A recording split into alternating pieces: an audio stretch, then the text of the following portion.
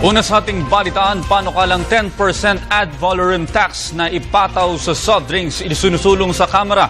Ang naturang panukala ay inaasahang makadadagdag ng kaban ng bayan na siyang tutustos sa mga proyekto ng pamahalaan. Para sa detalye, balita mo kami Julius Disamburon. Tax o buwis, ang dugong pambuhay sa ating ekonomiya. Ito ang siyang napakalaking importansyang gamit ng buwis na ating binabayaran. Ito kasi ang isa sa pinagkukuhanan ng pondo ng bayan para matugunan ang pangangailangan ng bawat mamamayan, lalo ang pagpapalakas ng mga serbisyo nito. Ilan sa mga serbisyong ito ay sa aspeto ng kalusugan, komunikasyon at transportasyon, sanitasyon, enerhiya at tanggulang pambansa. Sa Pilipinas, hindi lamang ang mga naghahanap buhay ang siyang nagbabayad ng buwis, kundi halos bawat isa sa atin na tumatangkilik ng isang produkto o serbisyo na may kaakibat na buwis gaya ng mga inumin at pagkain. Halimbawa na dito ang ad valorem tax. Ito ay maaaring sales tax, value-added tax o kaya property tax.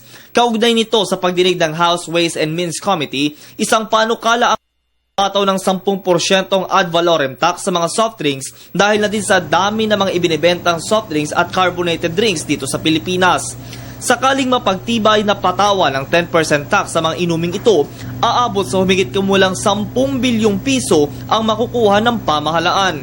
Sakaling ito ay maging epektibo, malaki din ang posibilidad na humina ang konsumo ng mga Pilipino sa mga inuming ito. Sang-ayon dito si Nueva Ecija Representative Estrelitas Wansing, ang paghina ng konsumo sa soft drinks ang isa sa pangunahing pakay ng panukala ng mga babatas para maiwasan sa iba't ibang sakit ang mga Pilipino dahil mataas ang sugar content ng mga ganitong inumin.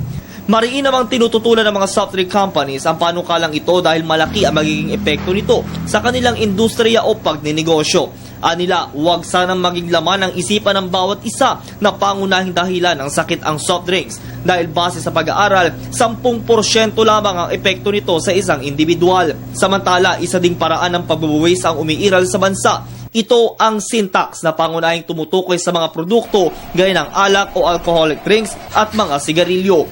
Sa ilalim ng batas na ito, nais nilang pangalagaan ang kalusugan ng bawat isa na kung saan mataas ang smoking cases, mga aksidente sa lansangan dahil sa pagkakalasing. Patuloy na nanawagan ang Palasyo ng Malacanang na magbayad ang bawat isa ng tamang buwis. Para sa Telebisyon ng Bayan, ako si Julius Disamburon.